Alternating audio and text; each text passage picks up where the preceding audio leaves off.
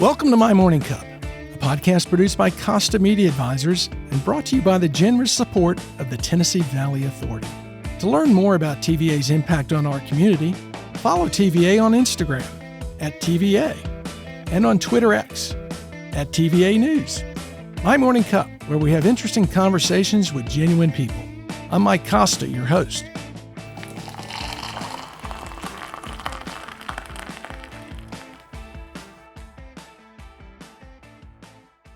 My guest this week is Patrick Wells, who got an early taste of the startup business world when he won a business plan competition while in college. As a result of that interest, Patrick is now the CEO of not one, but two companies, Majestic Stone and Stone Loads. Patrick, welcome to My Morning Cup. Before we talk about going from a legal outsourcing company to auto salvage to stone quarries, let me ask, what's in your morning cup? Good morning, Mike. I just take it black. You just take it black, huh? Just black. My kind of guy. Right. But you're caffeinated, I bet. Oh, yeah. Yeah. How many?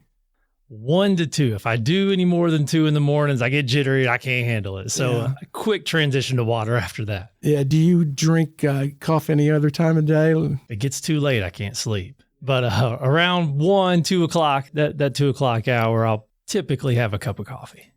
Yeah. Same thing. Just take it black. Yeah. And we were talking a little bit earlier. I'm the same exact way, except I did away with the caffeine a few years ago. And that way I can drink it all day if I want to drink it all day, but I don't. I generally quit about 10 o'clock. That makes sense. I've got some good friends of mine. They drink coffee all day long. They just love it and drink all day long. They sleep fine. I'm just not wired that way. Isn't that incredible? Yeah. I grew up in a family business and it was a materials handling company. And so, it was forklifts and we had a shop and the mechanics, this is 1980. And the mechanics would walk around all day with two things, a cup of black coffee and an unfiltered cigarette. But I'm way off subject. You are the spirit of what Chattanooga is becoming today, which is, I'm going to say an age 30 to 40 somethings coming to town, starting businesses, that whole entrepreneurial community. But you got the bug by winning a business writing competition. Tell me about that. Yeah. First of all, I had no idea that, growing up, dad was a mechanic, mom, stay-at-home mom. The idea that you could actually start your own business was so foreign to me. And so, but in college, as part of the curriculum, we're really told, like, hey, you're going to write a business plan. And not only are you going to write one, we're going to enter them all into a business plan writing competition. Was this Alabama or Samford? So this was Samford. Yeah, I'd spent the first 3.5 years at Alabama. I was on track scholarship there. I pole vaulted, actually. Oh, wow. And my coach that was an assistant coach at Alabama, got the head coaching job at Samford and asked me to come with him. And so I had some additional eligibility left because I had multiple ankle surgeries in college. And so I'd redshirted, medical redshirted. So I had some eligibility. So I went to Samford and I was going to, quickly finish my undergrad and then jump into graduate school. And so doing finance undergrad, jumped into kind of writing this business plan, and they had all these different rounds. As part of it was called Regions New Venture Challenge. Okay. So Regions Bank at Birmingham. Exactly. And entered the competition, got through the first round, had to present, and then round after round kept progressing through and got to present in front of the board of directors there.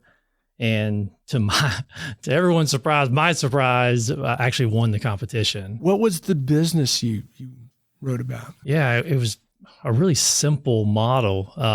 Those are the best. Everybody wants to tailgate before football games. And so just how do you build a business around tailgating, really events and putting tents up, catering food for people, basically presenting a simple package for people that were coming to the games of, all right, for $1,000, we'll get you a tent and this set of food, and just that kind of catering service, event service before football games and basketball games and things like that on campus. So I do a lot of tailgating at the University of Tennessee. Been doing it for years. We got some friends who live up there who do all the hard work, and that plan is so turnkey and so perfect. Exactly. Did you implement it? So no, we didn't. But after winning the competition, we won like $5,000. And which was a big deal when you're in college and a lot of tailgate points. That's right. That's right. And so that was the question everybody was asking me was, are you going to do it? And that question right there is what changed my life, because for the first time I had people telling me that I had a good idea, or that like, hey, are you actually like do this? Mm-hmm. And at first it was, no. Like I just wrote it. I'm not, there's a big difference between writing it and doing it. Was there some fear? Sure. Yeah. But being an athlete, being super competitive, fear is just part of it, right? Yeah. It's kind of what drives you, isn't it? Yeah. You never, and especially in track, no one's ever beat the bar. No one's ever beat the time.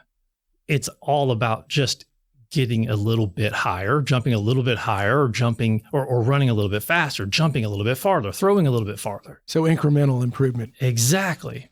And you might have, some big increases year over year, but at some point things are going to kind of start to plateau. And then what do you do from there to continue to grow, continue to get better? And so I accepted it as more of a challenge. Now we didn't do that business, but from that experience, I started getting invited to like Birmingham's new business incubator, and it just began getting exposed to a world that I did not know existed. What is it about Alabama and Samford and really, and I'm asking this because the Ted Ailing connection, the Cam Duty connection with Auburn and his bellhops and all that. What's in the water? I don't know, but you're right. There does seem to have been some great people that live in Chattanooga now that are from Birmingham, but definitely kind of have that innovative spirit. Yeah. I look at Birmingham's transition over the years, and it's really transitioned itself as a city from a large industrial southern city to really a modern southern city. Yeah, you're right. I mean, it definitely has followed a similar pattern to what seems to be Chattanooga. I mean, Chattanooga seemed to have paved the way. Yeah. I do want to go back a little bit on your growing up and talk a little bit about how you grew up and being an athlete, because we were talking a little bit earlier about kind of the differences in my generation. I'm 61, and you're probably, 22? 37. 37. And as we were talking about, your generation seems to have this drive or bug that says, you know what, I can be an entrepreneur. I could do it myself. And as we were talking, my generation coming out of school, the most important thing was to find something secure and something safe. And so I know you said your dad was a mechanic and both your parents worked for Fortune 500 companies. What was the pressure like there from them? Because I would imagine they're looking at you going, okay, Patrick, you're out of school now. Do the smart thing. Yeah. Probably a good combination of both. It was definitely, so I was finance undergrad, got my MBA, and I thought I was going to go the route of, investment banker, go to Wall Street. And there was definitely this pressure of, get a good, safe job, work there. I mean, my dad has been with Caterpillar for 20 something years. He was with the company before for a long period of time. My mom's been at the insurance company she's at for 25 or so years, So it's definitely felt the pressure of like, get somewhere, stay, work the corporate ladder, but that just didn't fit. And what lit that fire was that business plan writing competition. Yeah, that. And I would also say that there's always been a handful of men in my life that have encouraged me to just pursue more. Like, don't, talk about that little fear earlier. Yeah. Don't pay attention to that.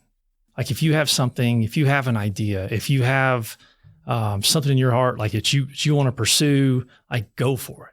Laugh. Like that. Mm-hmm. That was like the constant thing. Like, laugh. Don't take yourself too seriously. Uh-huh. Like, it's okay if something doesn't work out. Try again. Try something else. And so that constant encouragement from others really made a huge difference in me. And you were talking about like the difference in our generation and how, many of us are, maybe entrepreneurs. Well, your generation paved the way for that. I look at, I was not to jump ahead too far, but like when we came to Chattanooga, I joined a private equity group here in town, and who funded that private equity firm? Your generation. Yeah. I mean, y'all have been the ones that have encouraged us to go, to build, to drive, and offered wisdom and counsel along the way and support and wear us out from time to time of like, get after it. Let's make sure we're hitting our numbers and really growing. But it is interesting to me how that an innovative spirit really started with you guys, your generation, and ours are just kind of maybe seemingly running faster with it. I think part of that is, lack of a better term, a little Monday morning quarterbacking. Sure. And what I mean by that, someone like myself works a corporate job most of their life, and then you get into your 50s and 60s and you start to look at other things, or you leave that job and you think, why didn't I do this earlier? What was keeping me back? And a lot of times it's probably more of a financial fear, a fear of failure, more than anything else. Related to that, addressing fear. You're a college athlete. I saw you said you always wanted to play basketball, but you're a pole vaulter, which is, I can't imagine running down a track and sticking a pole in the ground and flying over a bar. I mean, you have no fear. At some point, it becomes self-preservation. You're just doing everything you can not to end up back on the track. And how do you get into pole vaulting? Man, you got to know somebody, first of all. You have to know someone you like, or exactly. Like you? Yeah, I mean, I still get asked, do you still pole vault? Yeah. I'm like, where? Let me show you. Yeah, it's not like I could, there's like pole vault courses and stuff around where you could just go play or jump. I mean, no, I don't pole vault anymore. I would die. But yeah, I got into it in middle school and was no good. My dad's younger brother, who's 13 years younger than him, pole vaulted, tried, and he learned because somebody else. And it's just one of those things. I was playing so much basketball. I grew up, playing all the different sports, and narrowed it down. All I wanted to do was play basketball all the time. And my dad said, look, we got to do something else. You're going to get burned out. And so in the spring, I ran track and pole vaulted, because pole vaulting, it's the combination of speed, strength, balance. I did not want to run long distance, couldn't do it. And so pole vaulting became the thing. And in middle school started, again, was no good.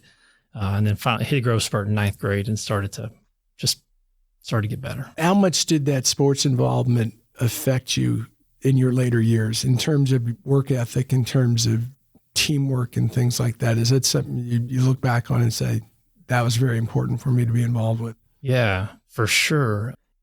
Basketball, which I love and I still play actually, is so much a team sport, right? You can't do it on your own. And then track is a very much an individual sport. Mm-hmm. And both taught me so much. I like the team aspect more because, that really, when you talk about work and business and even John Maxwell says, like, nothing significant happens with just one person. Yeah. It takes a team. But you learn hard work, you learn pace and endurance. And what you put into something is what you're going to get out of it.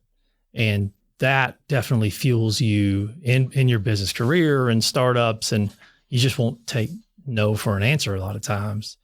So that definitely positively impacted me and my drive. Now, there are definitely some drawbacks too, which I think get overlooked sometimes, that sports train us for seasons. And, every season you have a championship and there's a scoreboard and if you've won or lost. And when you get into business, you can tell if if you're winning or losing, but it's a lot longer season. You're not training hard for just an event. You're having to understand pace, and you're having to understand, hey, we're building this for 15, 20 years. And that has taken a lot of adjustment. There's not a championship every year where you get a trophy for being the best business. There's recognitions, but if you're building a business, you just talked about long distance running. It's a marathon. It absolutely is. Yeah.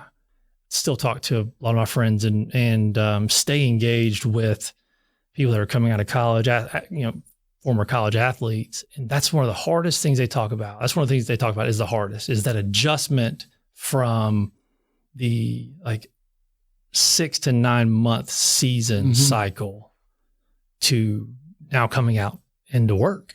And they're not operating on that same season schedule. Is that why freight brokers hire so many former athletes? Because that just seems like a highly intense, every day is a locker room speech. Yeah, probably. That makes sense now. Maybe that's where I need to be. I think you're doing okay where you are. Let's kind of get back to your career arc. So you went to school at Alabama, and I'm sorry about that. And then you transferred to Samford.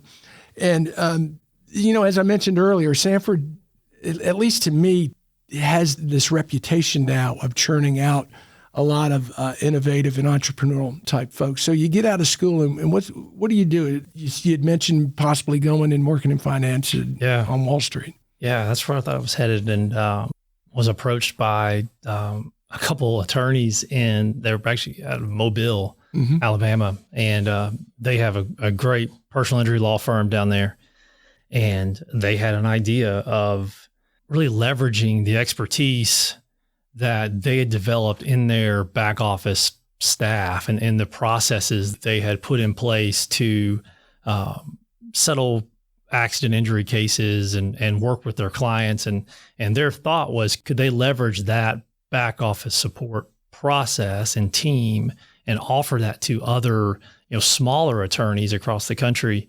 And they had kind of a loose idea, and they came to me and said, hey, could you do some analysis and see if this is worth pursuing? And then they came to me and asked me that first. And I said, okay, sure.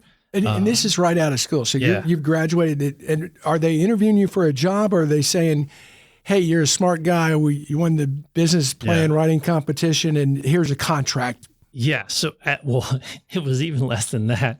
I was about 6 months. I was in my last semester before I graduated. And so I did it for free because I was just looking for exposure and I had fun doing it. And so I did it. Which is a good thing to do in college. Oh, gosh. I learned so much just doing things for free. Yeah.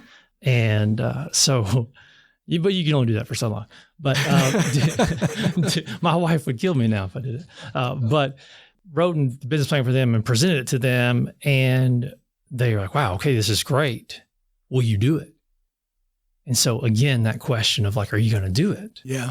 And I had the same answer initially. No. I just write. I don't do. I know, you come help us. We'll help you get started. And again, that common theme of people really nudging me, hey, go, come on, help, go, do.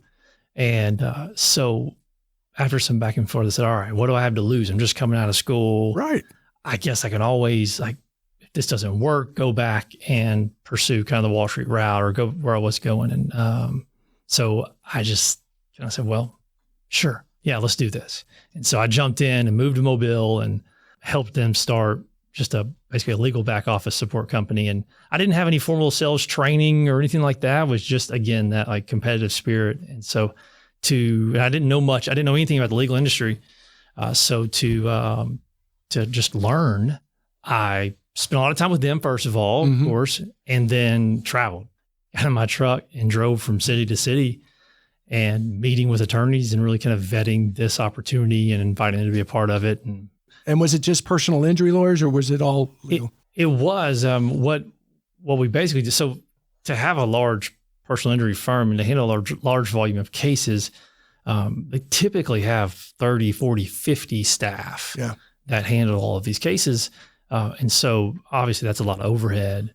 And so getting started, a lot of smaller law firms, they struggle to even take on certain cases because they just can't handle it. And so now you're going to some of these smaller law firms and say, hey, we can help you grow your law firm, and you don't have to deal with the big overhead. Outsource it all. Outsource it. And this was Kangaroo? Yeah. It was called Kangaroo Legal, which is a funny name. It was kind of a pun because the whole kangaroo court thing is not a good thing. And so we kind of made light of it. But yeah, it was a great learning experience and did that for 3 or 4 years. Yeah, as we were growing that company. And where'd that lead you? Yeah. So I love to start things. I love to grow things, build things. I am not the best around mature, flat, we just want to maintain world. Yeah. If there's not a goal, if there's not something exciting to do, I've probably done my job and I'm ready to move on and be a part of something else. You're a builder. I love to build. Yeah. And there's nothing wrong with like, hey, we've invested the capital that we want. We've hit kind of our numbers. Let's just maintain. Let's just see how this continues to grow. There's nothing wrong with that. It's actually extremely healthy because you can't continue to run at such a fast pace, can just grow. Now, some people do. That's great. But for some investors, for some people, it's let's get it to a point and then let's either sell it and transition that to somebody else that wants to grow. And so we had gotten it to a point where the guys I was helping said, okay, that's where we wanted to go. Mm-hmm. And let's hire somebody else to just kind of maintain, oversee. And I said, okay, then help me find something else. And what was it you found? Well, it took a while. Again, still down in Mobile.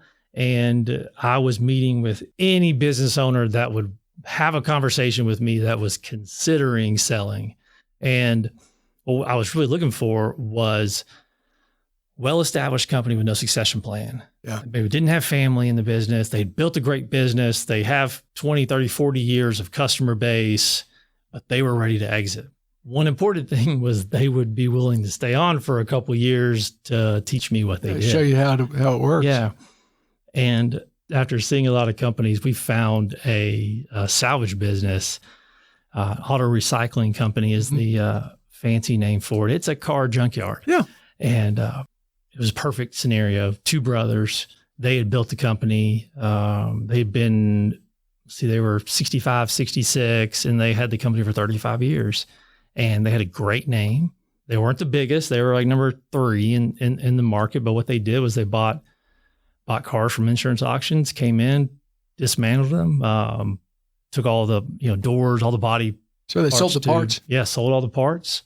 Sold the engine, transmission to mechanic shops. Did they have a crusher? Great. Oh, yeah. Oh, cool. Had a crusher. It really was cool. I'll never forget. So fast forward, we bought the company and I step in to run. One of the brothers stepped out. The other stayed along to kind of mentor me. And the first week we go to the insurance auction, we buy $75,000 worth of cars, which was like 40 cars. And I called my wife. I was like, hey, we just got back from the auction. We bought 40 cars. You got to come see them. And so she comes over to the shop and she walks up. Now, she didn't know what to expect. Airbags are blown. Like these are totaled cars. Yeah, she's expecting to see a car you could drive. Yeah. And she's like, you've spent $70 on what? On this? And so that's just like part of our journey. Yeah. I was like, you wouldn't believe we can turn this into so much money. This is a business. This is part of it. And so it was funny, but it was a great, great business. Yeah. Not I would say attractive. It's not the software business or anything like that, but it's a great business that kind of makes the world go around. So when you were a kid in high school and playing all these sports, did you dream of working at Auto World Salvage? Was that what you wanted to do? I love working with people and I love working, just business in general is so much fun. It's fun providing a service. It's fun providing a product because you impact a lot of people. Like we only employed like 14 people at Auto World, but all the mechanic shops and body shops that we supply parts for, they all had 10, 12, 14 jobs and just all of those connections and all of those relationships that you build. Like, I don't care what we're selling. And that, to me, that's not what it's about. It's not about exactly what the product or the service is. The core fundamentals of the businesses are typically pretty simple and the same. So that to me is what's fun. Now through this journey, and we're not even to Chattanooga yet, but did you have a mentor at all? Or were you kind of just exploring these things on your own and relying on like one of the brothers to kind of show you that path? Yeah, I've always had, somebody that I could lean on, whether that's been I've always had a good pastor in my life to help me stay like spiritually grounded and remind me of like what's actually most important. And then like a business coach, somebody that's been ahead of you that you can ask questions to. Is that someone you pursued or had a relationship with or actually even hired a business coach? So it's changed in different seasons of my life. Have definitely hired business coaches before because sometimes like you need to. And then other times it's relationships I've had that you just lean into. And I have learned, ask questions. If you like, don't feel like you have to know all the answers all the time. You don't. Isn't that a tough thing, particularly when you're building your career? Because you think when you ask a question, they think, hey, no, I don't know everything. Yeah. Yeah. We there's this facade that we're supposed to have all the answers. Yeah. You're kidding yourself if you do. And everybody else knows. Setting yourself up for failure. You are. Yeah. You have to, you got to lean on others. You have to ask questions. You got to have some help. I mean, you can do it on your own. You can. It's lonely. I've tried. Yeah. I went through a season of my life where I was trying to act like I had it all figured out. And I was super loneliest time of my life. You've said this a couple of times now, and I like the term, a season of my life. I think that's a good way to look at it. It's not a year. It's not this. It's just things you go through and experience. And okay, I've learned from that. And now I move on to the next thing. That's right. Yeah. That's definitely view life in seasons for sure. Yeah. So how long were you at Auto World Salvage before, and was Chattanooga the next stop? Yeah. So, was at Auto World about 2 years. And, my wife and her family's from here in Chattanooga. We always knew we wanted to move back to Chattanooga and, had kind of a plan. I always looked at it. I was like, all right, in 10 years, I had like a 10-year plan so we could move back to Chattanooga kind of on our own terms, right? Yeah. Like when we were ready, because her family's here and they're great people, great in the community, and had this plan. So my best friend, who actually introduced me and my wife, actually ran track at Sanford and introduced us. He lived back here in Chattanooga. He used to always give me a hard time about, when are you moving back? Like we were traveling back up here. My family's from Birmingham and her family's up here. So Mobile was just, it was a ways away from like seeing everybody. It's a 6.5 hour drive. Yeah. And he used to always give me a hard time about just doing life away from family because that means so much to us. I would always tell him, look, I've got a plan. And he would say, look, life doesn't work out that way. Life doesn't always go to your plan. Mm-hmm. You come back here and work here, and you'll figure it out if you come back here. Well, so his name was Cameron Bean, and then we talked every week. And again, he was the one telling me, life doesn't always just work out like you think it's going to. Well, he went on a run one day and was hit and killed. And I talked to him like the day before. And they still do a run in Cameron's honor, don't they? And, yeah. and that was on Sequoia, not Sequoia. No, the Moccasin Bend. Moccasin Bend, thank you. My goodness, both of us went blank. Yep, that's right. Yeah, that was about, 10 years ago? Yeah. Wow. Yeah. I didn't realize you all were friends. I'm sorry for that. Yeah. Well, 2 months from his passing, we were moved back. Yeah. Like it changed my life. I bet it did. Yeah. And I talked to his dad 2 days ago. Like still super close to his family. Talked to his brother yesterday. Like love the Beans. Well, you're probably part of their family. Yeah. And so that was just that was like the moment of, all right, what are you waiting for? Yeah. Jump in, let's go.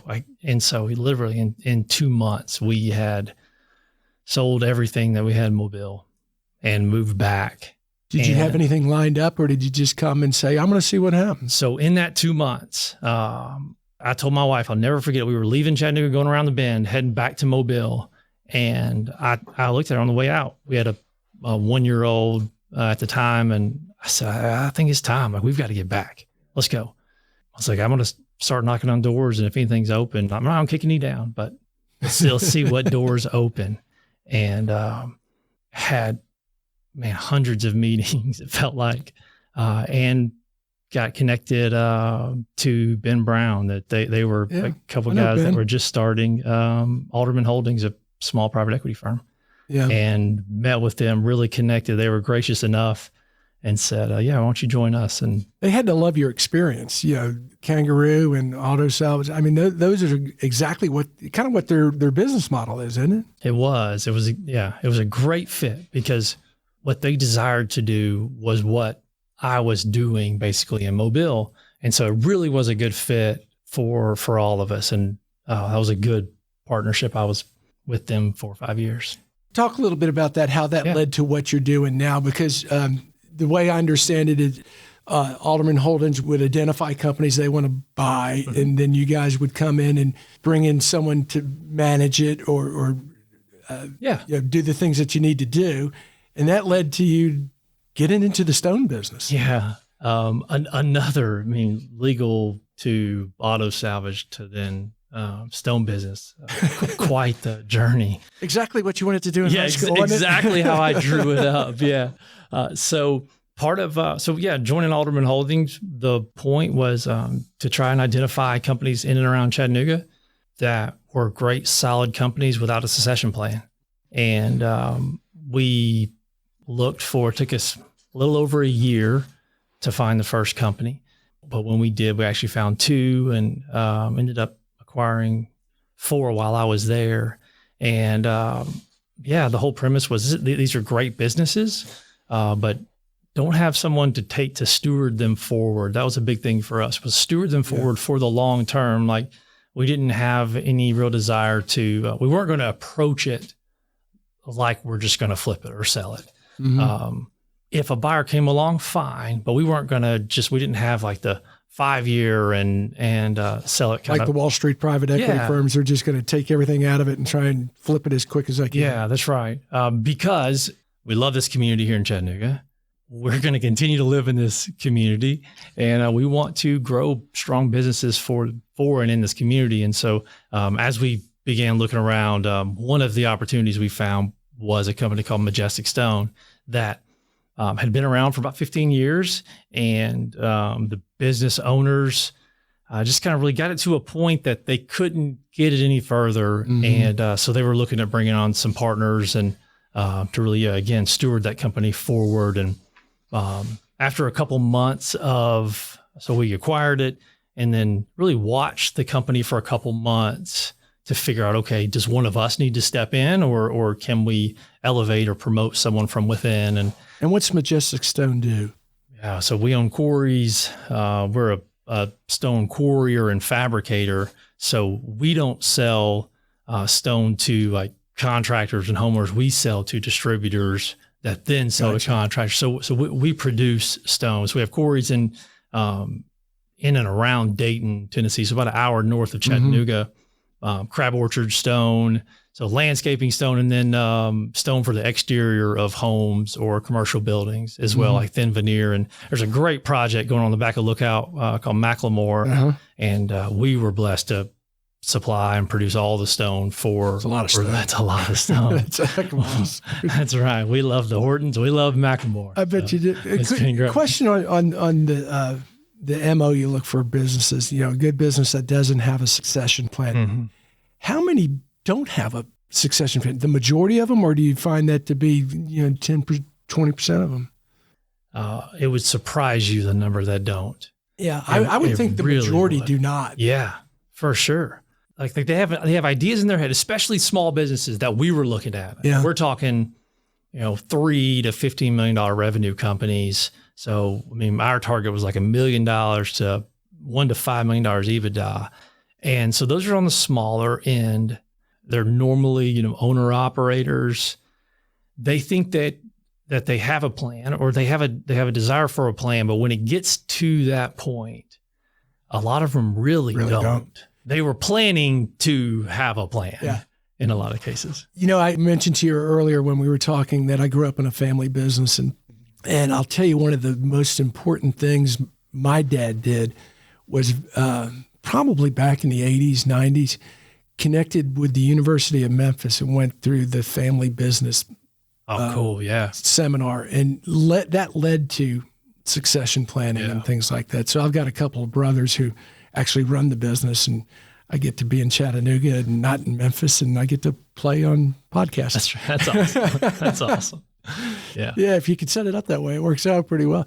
But the point being that those type businesses, they've worked 15, 20 years building it. And it's, as you said, there's not a season. It's just ongoing and ongoing. I'll get to it. Well, you never really get to it unless you purposely get to it. Yeah, it's a very intentional process. And it takes time and energy and really cooperation, intentional cooperation on both sides. Mm-hmm. Like if you're passing it down, what is that process going to look like? Like how does the founder, how do the owners actually get value out of it? Yeah. While passing it down. And it really takes, it's something special when done well. I don't think the majority of the public understands that a lot of these family businesses, when they get passed down, aren't really handed to anyone. You're setting up a plan that says, well, you know what? Mom and dad are retiring, so this is their retirement, or this is where we're going to buy the business from them. There's a financial transaction that happens. That's right. And the incoming, whoever's taking it, whoever they're succeeding it to, is actively paying that off. Yeah. It's not a, here you go. It's not a gift. No, exactly. That's exactly right. And that's what makes it so tricky for a lot of people. And that's why sometimes business owners find it easier to sell. Yeah. And then, because sometimes. Well, family can get messy. Yeah, exactly. But man, when it's done well, it's a really good thing.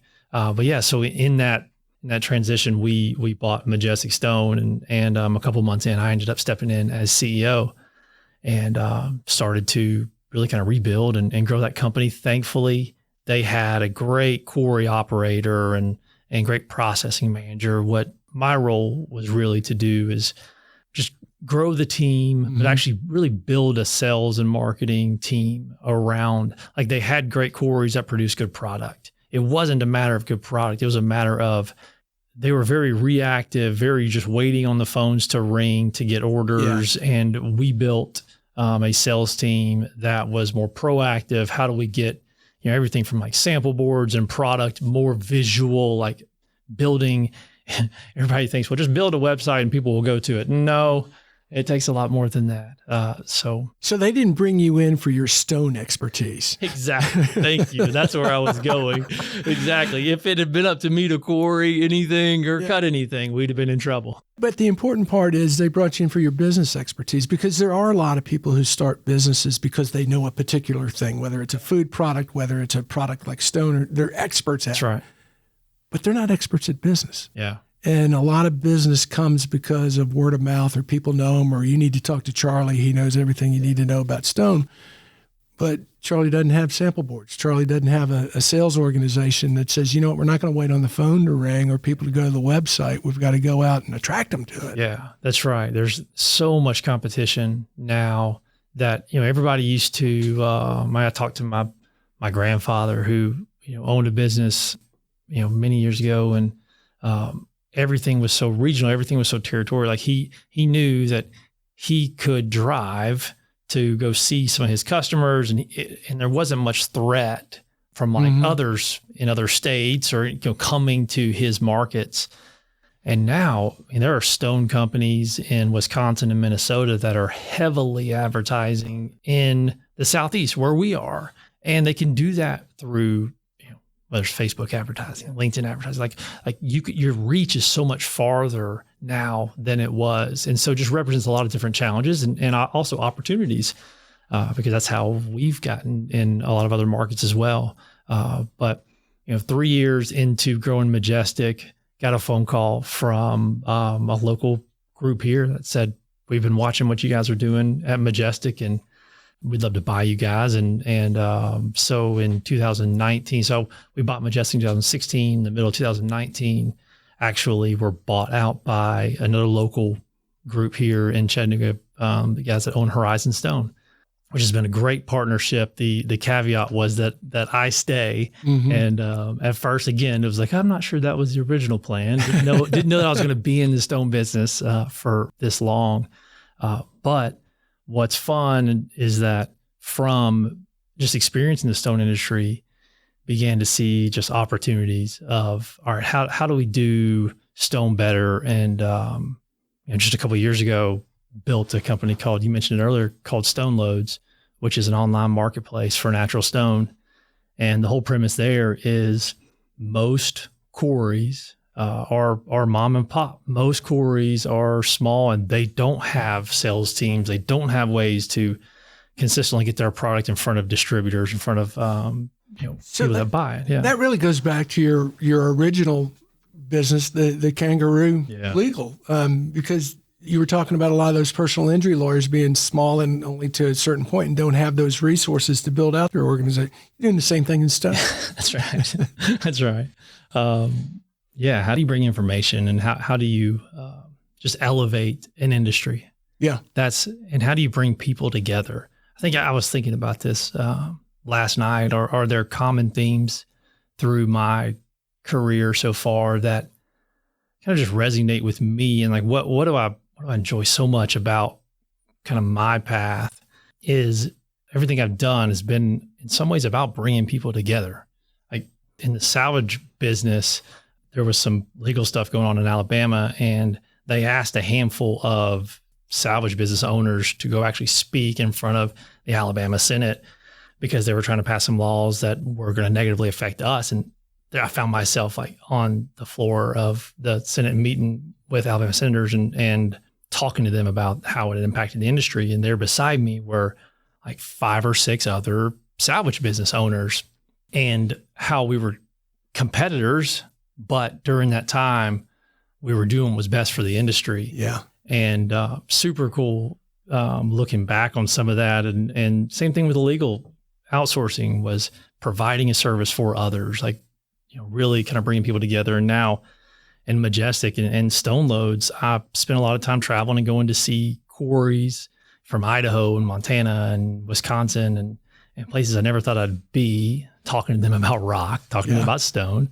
but providing a resource where, we're competing, but here's a resource that really has the opportunity to elevate the industry, that I truly believe like things can be win-win. It's not a zero-sum game where it has to like everything. If you win, I lose. Like we can both win. I want to ask you a couple more questions before we run out of time. And one of them is, you mentioned bringing people together. What is it you look for when you're doing that? You're talking to a lot of different people. What is the thing that clicks in your mind and says, okay, I could work with this person? A lot of times it's their willingness to work. It so has to go both ways. I believe that everybody, there's a side of everybody that wants to work with people. Mm-hmm. There's a side of us all that want to connect and we want to add value to others. Trust me, I have been told no 1,000 times, thousands of times. And there are definitely people that you quickly realize they don't want to work with you, and they're just interested in themselves, and that's okay. Totally understand. Maybe the wrong time. Like you never know what's going on in somebody's life. You never know what they're going through right now.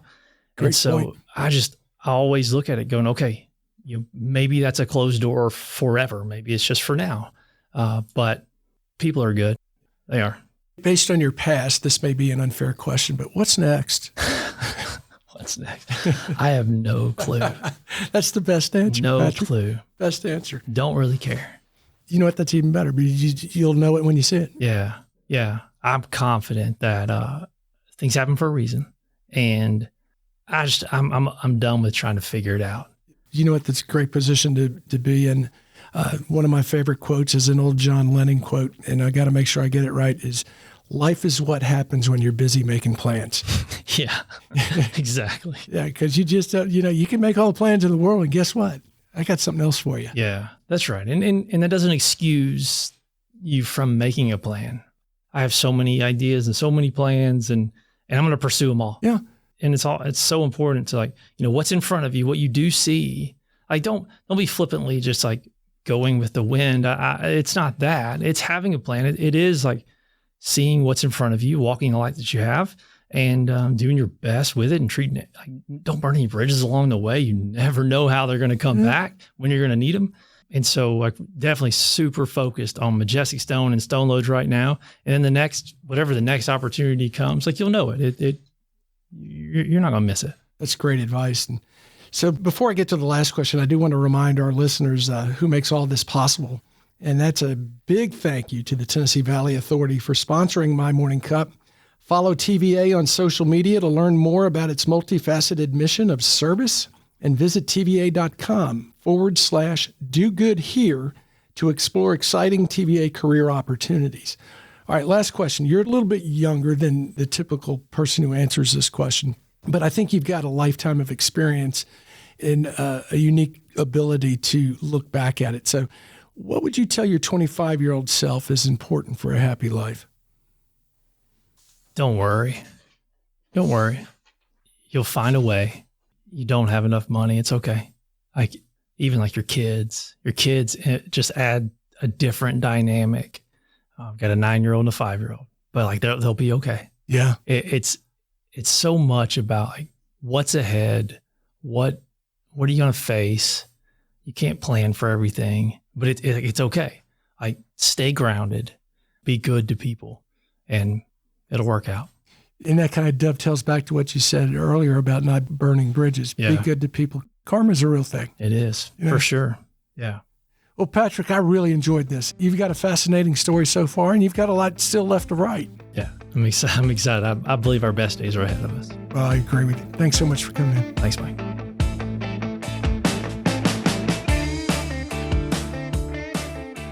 Thanks for listening to My Morning Cup, a podcast by Constant Media Advisors.